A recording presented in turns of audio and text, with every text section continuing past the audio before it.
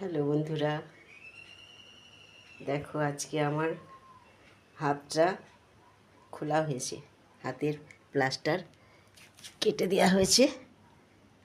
হাতের এই অবস্থা। তা এসে আমি দুপুরের মেনুটা নিয়ে চলে এলাম। এসে রান্না করলাম ভাত আর আলু পেঁয়াজের ঝাল, সাথে একটু লেবু আছে। এই আজকে আমার আইটেম। ডাক্তারবাবু আমাকে এই হাতেই ভাত তুলে খেতে বলেছেন। জানি না কতটা পারবো, চেষ্টা করে দেখছি, কারণ কবজির কাছেই আমার ভাঙা। চেষ্টা করব, যদি পারি আজকে এই হাতেই আমি খাবো।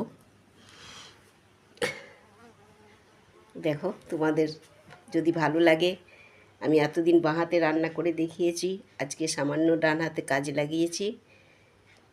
এটা যদি তোমাদের ভালো লাগে তাহলে লাইক করো, কমেন্ট করো আর চ্যানেলটাকে সাবস্ক্রাইব করে দিও।